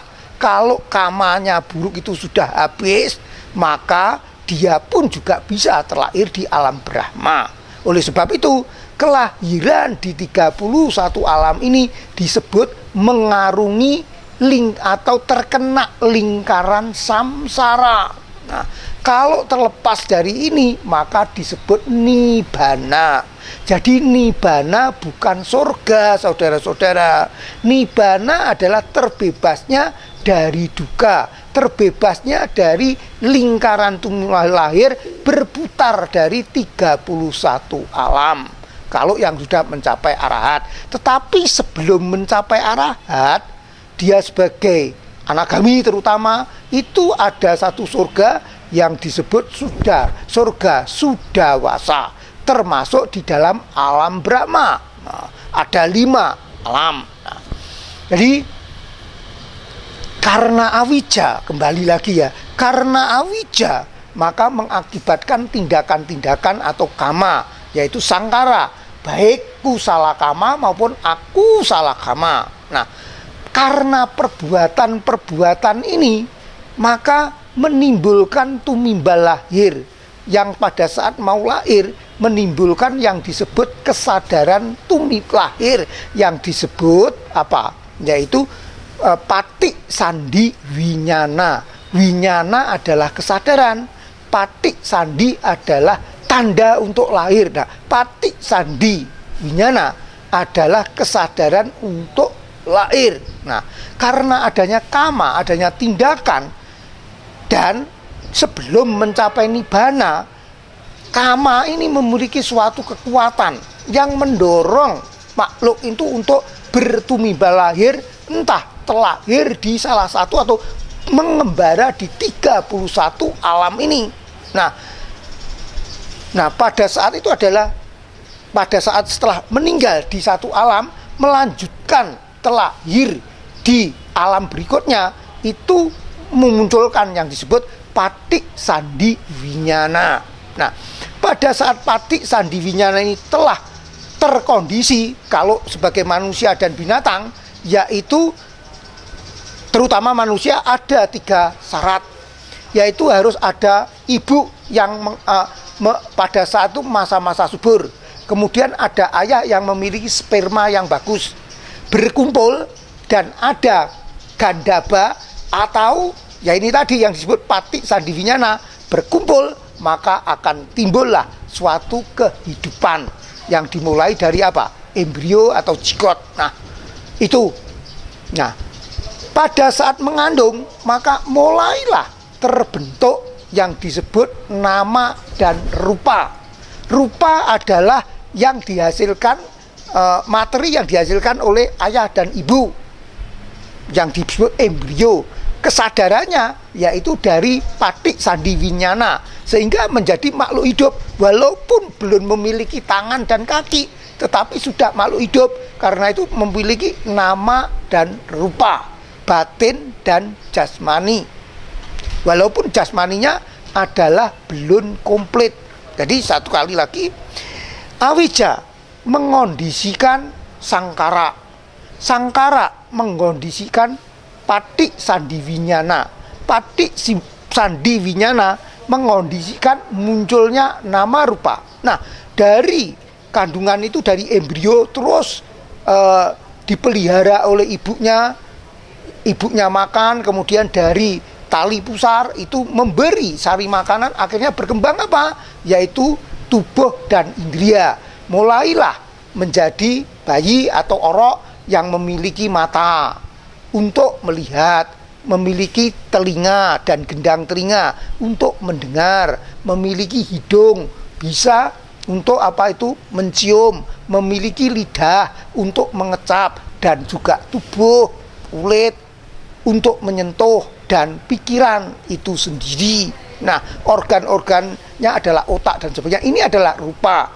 Karena ada 6 indria ini, maka bisalah kontak dengan dunia luar pada saat setelah lahir ya. Setelah lahir pada bayi ya kontaknya di dalam aja toh, di dalam kandungan ibu. Bukannya tidak bisa kontak, si bayi di dalam kandungan ibu bisa. Nah, tetapi pada saat dia lahir maka dia bisa kontak dengan dunia luar. Jadi dari patik sandiwinyana mengondisikan timbulnya nama rupa. Dari nama rupa mengondisikan timbulnya 6 indria. Ada mata, ada telinga, ada hidung, ada lidah, ada tubuh, dan termasuk kesadaran atau otak dan sebagainya. Dengan adanya indria ini, maka memungkinkan terjadinya kontak dengan dunia luar yang disebut pasa. Jadi 6 indria mengondisikan atau ya mengondisikan munculnya 6 indria. 6 indria memungkinkan, mengondisikan terjadinya kontak. Nah, kontak ini akan mengondisikan timbulnya suatu perasaan. Jadi pasa, pacaya, wedana. Nah itu, wedana, pacaya, pasa. Jadi maksudnya adalah apa? Kontak itu mengondisikan timbulnya wedanya, atau wedana tergantung daripada pasa. Nah, dengan demikian maka pada saat kita melihat kontak, kan melihat dengan sesuatu bentuk pohon atau apa, kontak menimbulkan perasaan. Kalau sesuai dengan hasrat kita, maka timbullah perasaan senang. Kalau tidak sesuai hasrat kita, timbullah perasaan yang jengkel. Kalau pengalaman itu baru sama sekali, kita belum pernah mengalaminya, maka timbullah perasaan netral yang tadi telah diterangkan. Jadi kontak menimbulkan perasaan. Nah, perasaan ini menimbulkan apa? Mengondisikan apa? Tanha, yaitu keinginan. Karena perasaan-perasaan, terutama perasaan-perasaan menyenangkan, walaupun perasaan tidak menyenangkan sebetulnya adalah ingin kita lenyapkan, kemudian diganti perasaan menyenangkan, kan. Nah, sama, oleh sebab itu wedana itu adalah mengondisikan timbulnya tanha. Nah, tanha itu mengondisikan timbulnya upadana atau kemelekatan, sehingga menjadi melekat, menjadi diperbudak. Nah, upadana ini mengondisikan, yaitu bahwa, yaitu ingin menjadi. Contoh, Saat Anda belajar mendengarkan kata-kata dari guru ataupun dari orang tua, oh jadi dokter begini, begini, begini. Nah, Anda ingin menjadi, yaitu saya masih kecil, saya ingin belajar yang giat supaya nanti besar menjadi apa? Menjadi dokter. Demikian juga ingin menjadi apa? Yaitu supaya terlahir lagi, dengan demikian umurnya supaya panjang, bisa menikmati kenikmatan indria yang tidak lain adalah tanha. Jadi bawa itu mengondisikan apa? Lahir, atau bawa bisa juga mengandung. Saat prosesnya mengandung, sebetulnya ini adalah kama juga. Nah, pada saat itu terjadi, maka terjadilah yang disebut jati. Jadi bawa mengondisikan kelahiran. Kelahiran mengondisikan apa? Usia tua, rasa sakit, kematian, penderitaan, duka. Jadi disinilah prosesnya, yaitu pengembangan daripada kebenaran yang kedua. Sebab duka atau duka samudaya dijelaskan oleh Paticca Samuppada, yaitu adanya awija mengondisikan sangkara atau kama. Adanya sangkara mengondisikan patik sandi winyana atau winyana, gitu aja lah. Winyana, kesadaran, mengondisikan terjadinya nama rupa. Nama rupa mengondisikan terjadinya salayatana atau 6 indria. Salayatana mengondisikan terjadinya kontak atau pasa. Pasa mengondisikan terjadinya, terbentuknya atau munculnya wedana, perasaan. Wedana mengondisikan munculnya tanda. Tanda mengondisikan munculnya upadana, kemelekatan. Upadana mengondisikan munculnya bawa, keinginan menjadi. Bawa mengondisikan jati, yaitu lahir. Jati mengondisikan apa? Ketuaan dan juga sakit dan sebagainya yang disebut penderitaan. Ini loh proses dari awija menimbulkan tanda, tanda menimbulkan duka. Jadi jelaskan kesunyatan yang kedua, yaitu duka samudaya, itu dijelaskan di dalam Paticca Samuppada. Nah, dalam proses pembentukan. Nah, sedangkan kesunyatan yang ketiga, yaitu duka niroda, berhentinya duka, itu dijelaskan dalam proses Paticca Samuppada dengan Paticca Samuppada dalam proses pelenyapan. Maksudnya demikian. Dengan tidak adanya awija, tidak adanya kebodohan, yaitu digantikan oleh wija, pengetahuan. Wija di sini mengetahui tentang apa? Memahami, menembus tentang 4 kebenaran mulia itu sendiri. Jadi ada kaitannya dengan 4 kebenaran mulia. Jadi wija di sini adalah pengetahuan tentang apa? Bukan yang lain-lainnya, tetapi tentang 4 kebenaran mulia itu sendiri. Nah, dari 4 kebenaran mulia, memahami 4 kebenaran mulia, muncullah wija, sehingga awija tidak ada. Tidak adanya awija, maka proses terbentuknya sangkara itu terhenti, karena sangkatra tergantung atau terkondisi oleh awija. Terhentinya sangkara, maka terhentinya proses patik sandi winyana atau winyana. Kalau patik sandi winyana tidak ada, otomatis 6 indria, nama rupa tidak ada. Kalau nama rupa berhenti tidak ada, otomatis 6 indria juga tidak ada. Atau salayatana tidak ada. Kalau salayatana tidak ada, otomatis kondisi untuk terjadinya kontak itu pun juga tidak terjadi. Kalau kontak tidak terjadi, bagaimana bisa munculnya perasaan? Oleh karena itu, terhentinya pasa atau kontak juga mengondisikan terhentinya wedana. Terhentinya wedana juga merupakan berakhirnya tanda. Berakhirnya atau terhentinya tanda juga merupakan terhentinya upadana. Terhentinya upadana juga merupakan terhentinya jati atau kelahiran. Terhentinya jati juga merupakan terhentinya bawa. Terhentinya upadana menghentikan bawa. Terhentinya bawa merupakan terhentinya jati. Terhentinya jati juga merupakan terhentinya usia tua, sakit, dan kematian, dan merupakan duka nestapa berhenti. Jadi berhentinya awija menghentikan Patik Sandi Winyana. Patik Sandi Winyana menghentikan 6 indria. 6 indria menghentikan pasa. Pasa menghentikan wedana. Wedana atau perasaan menghentikan tanha. Tanha kalau berhenti, duka itu pun juga berhenti. Jadi untuk menjelaskan pemahaman, mempermudah pemahaman dari kebenaran ketiga, itu mempelajari yaitu hukum paticca samuppada, proses kelenyapan. Nah, kemudian kebenaran yang keempat tentang jalan itu bagaimana? Yaitu untuk mengatasi duka dengan mengembangkan sila, samadhi, dan panya. Tadi sudah dikatakan sila yang murni akan mengembangkan samadhi. Samadhi atau ketenangan yang dalam akan membuat sesuatu itu dapat dilihat secara tampak, secara jelas, yaitu menimbulkan panya. Panya yang mendalam akan membuat seseorang melaksanakan sila secara tidak ragu-ragu. Dia tahu ini salah, ya salah, ini benar, ya benar, ini yang patut dilakukan. Dia mengetahui dengan jelas. Dengan demikian seseorang yang memiliki panya, maka silanya semakin murni. Sila yang semakin murni membuat batin itu menjadi tenang atau damai. Pikiran yang damai akan melihat segala sesuatunya menjadi jelas, yaitu membuat panya. Nah, di sini yang penting tadi dari paticca samuppada diketahui toh, awija itu harus dirubah menjadi wija. Apa awija? Awija adalah tidak mengetahui 4 kebenaran mulia. Maksudnya apa? Dia masih dikuasai oleh pandangan salah.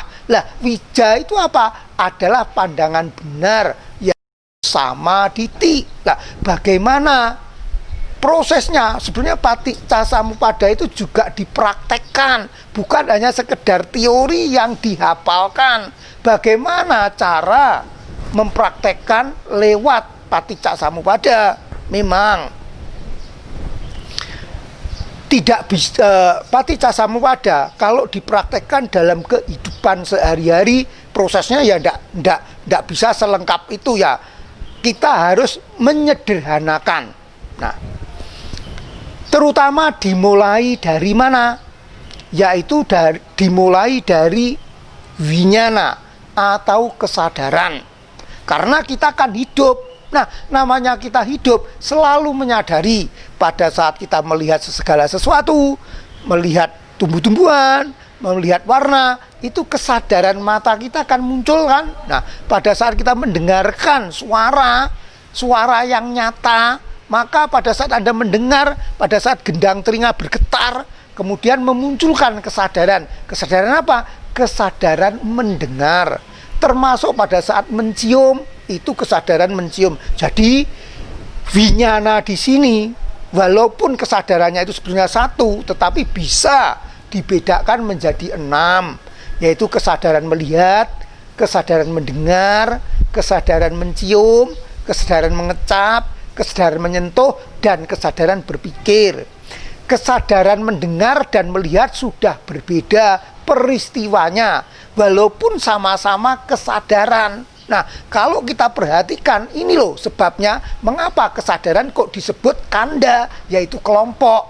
Karena ada 6 jenis, yaitu kesadaran melihat berbeda dengan kesadaran mendengar. Kesadaran mendengar berbeda dengan kesadaran mencium. Kesadaran mencium berbeda dengan kesadaran menyentuh. Kesadaran menyentuh berbeda dengan kesadaran berpikir. Jadi ada 6 jenis atau 6 kelompok. Oleh sebab itu winyana disebut kanda atau kelompok. Nah, pada saat mata kita yang sehat, tidak terhalangi sesuatu, tidak adanya katarak, sehingga dengan jelas pada saat kita melihat bentuk, timbullah kesadaran bentuk. Nah, bersatunya 3 hal ini, adanya indria mata yang lengkap, adanya bentuk, munculnya 3 kesadaran, munculnya kesadaran mata, maka 3-tiganya ini kalau berkumpul disebut pasa atau kontak. Nah, dari kontak inilah kalau kita ingat faktor-faktor paticca samuppada mudah untuk meneruskan. Karena adanya kontak, maka menimbulkan apa? Perasaan. Karena adanya perasaan, maka menimbulkan apa? Yaitu tanda. Dengan adanya tanda, maka akan menimbulkan apa? Yaitu upadana. Dengan adanya upadana, tidak usah dilanjutkan, pastilah terjadi kelahiran dan akhirnya apa? Penderitaan. Ini adalah proses paticca samuppada sehari-hari untuk menimbulkan penderitaan. Mengapa? Saya jelaskan sebagai contoh untuk proses melihat saja. Kok bisa terjadinya penderitaan? Pada saat Anda melihat segala sesuatu, misalkan bentuk yang menggiurkan. Nah, pada saat itu terjadi kontakan.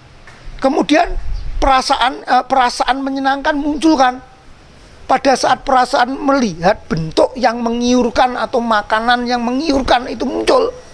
Tetapi kalau bersaat mata kan adalah bentuk menggiurkan muncul. Anda menikmati perasaan bahagia ini. Kalau Anda tidak sadar, yang disebut awija di sini, tidak tahu tentang proses ini, maka akan menimbulkan yang berikutnya.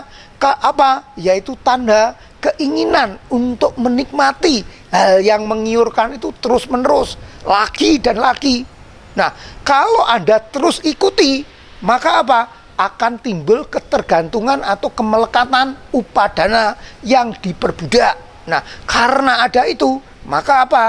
Akhirnya penderitaan akan mengikutinya. Misalkan, kalau Anda contoh ada sesuatu yang menyenangkan, misalkan saja ada patung atau apa yang sangat antik, maksudnya antik adanya kan cuma sedikit sekali.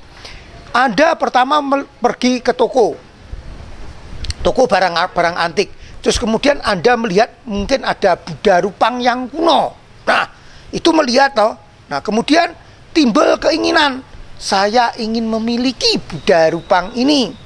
Nah, itu disebut tanda perasaan senang kan. Kemudian Anda beli, kemudian Anda bawa ke pulang. Nah, kemudian Anda merawatnya.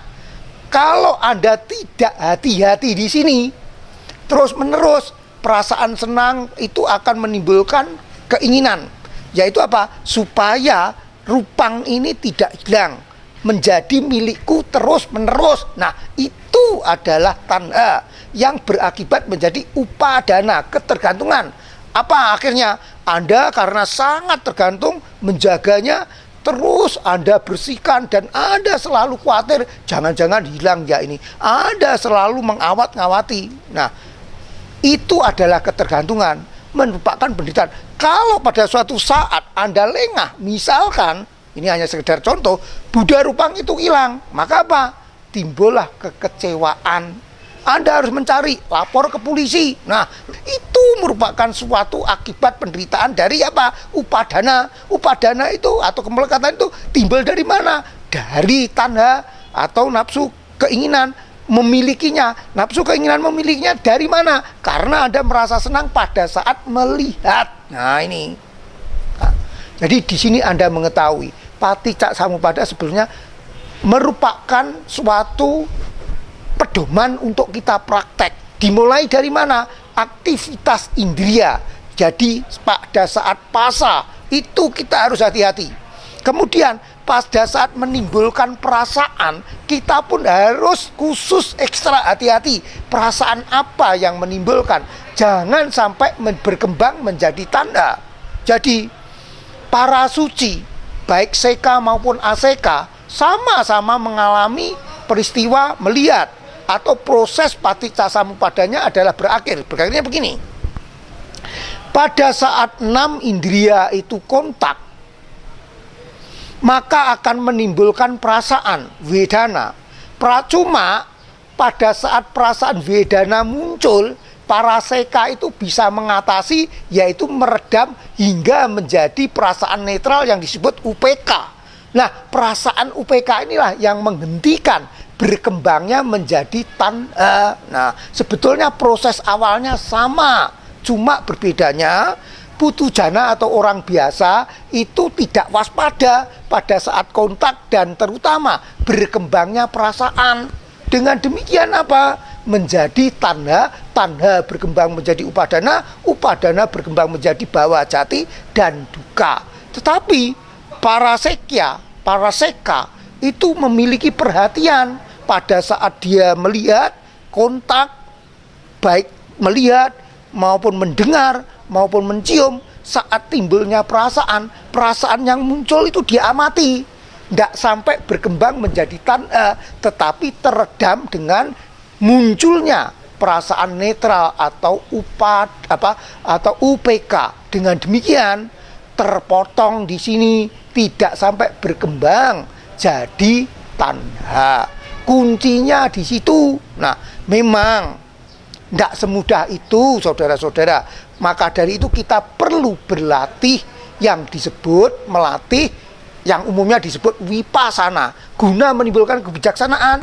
Yaitu apa? Untuk menimbulkan wija, yaitu pada saat kontak, pada saat munculnya perasaan, Anda sadar, mengamati. Kalau Anda amati, baik perasaan menyenangkan maupun tidak menyenangkan dan netral, itu semuanya munculnya hanya muncul lenyap, muncul lenyap, muncul lenyap, selalu berubah, bahkan lenyap. Nah, perubahan ini loh yang disebut anicca. Nah, kalau Anda memahami ini, maka akan menimbulkan perasaan netral yang disebut UPK, tenang seimbang. Oh, karena hanya muncul lenyap begitu saja kok. Kenapa saya harus melekat pada dia? Toh ini nanti hilang. Nah, kenapa saya harus pusing-pusing? Nah, dengan memahami ini, maka perasaan UPK tenang seimbang itu muncul. Kalau perasaan UPK tenang seimbang ini terbentuk, maka tanha tidak akan terjadi. Kalau tanha tidak terjadi, maka penderitaan terhenti. Inilah kuncinya, saudara-saudara sekalian. Nah, memang saudara-saudara sekalian, untuk seseorang menjadi peka pada saat kita kontak, kemudian perasaan yang muncul itu kita ketahui, kita harus berlatih ketenangan. Oleh sebab itu, ketenangan samadhi mendukung panya. Oleh sebab itu kita berlatih, yaitu menenangkan diri dulu. Bisa menggunakan objek anapanasati. Kalau Anda cuma hanya mengamati napas masuk, napas keluar, hanya itu saja, tidak memikirkan yang lain, maka lama-lama pikiran kita menjadi tenang. Ini loh yang disebut samadhi. Pada saat pikiran tenang, saat Anda setelah keluar dari latihan duduk meditasi itu, coba Anda melihat segala sesuatu menjadi tenang.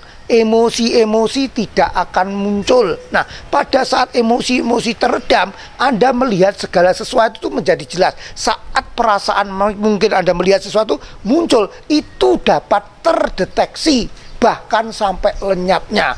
Oleh sebab itu diperlukan ketenangan atau samadhi untuk membentuk panya. Tetapi untuk memperoleh ketenangan samadhi, Anda juga memerlukan apa? Yaitu memerlukan sila.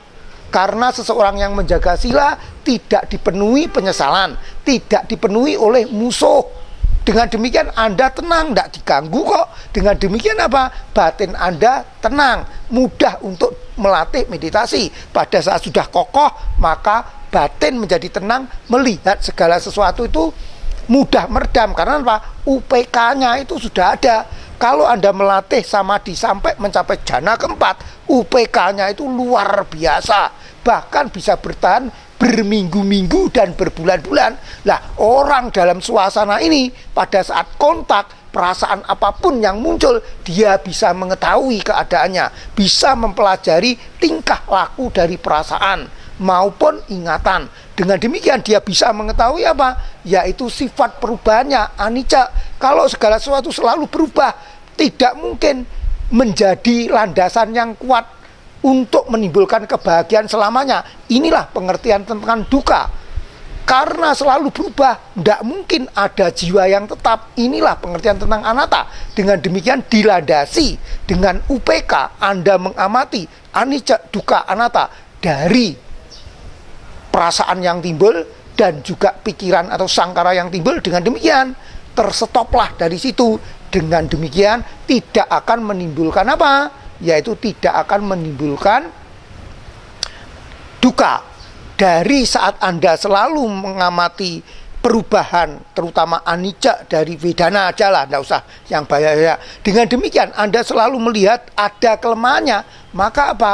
Anda akan menimbulkan suatu sifat, yaitu jenuh terhadap Vedana yang disebut nekama. Pada saat Anda jenuh terhadap Vedana perasaan, nantinya akan berkembang jenuh terhadap pancakanda. Kalau sudah jenuh, maka akan muncul peristiwa yang berikutnya, yaitu apa? Wiraga.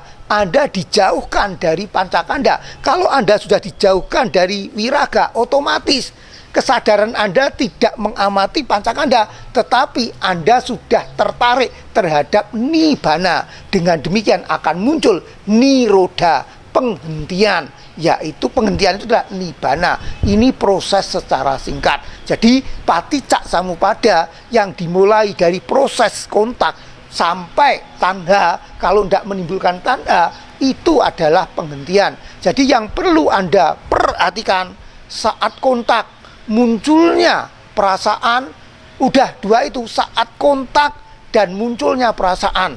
Jangan sampai berkembang menjadi tanha, tetapi kembangkan menjadi UPK.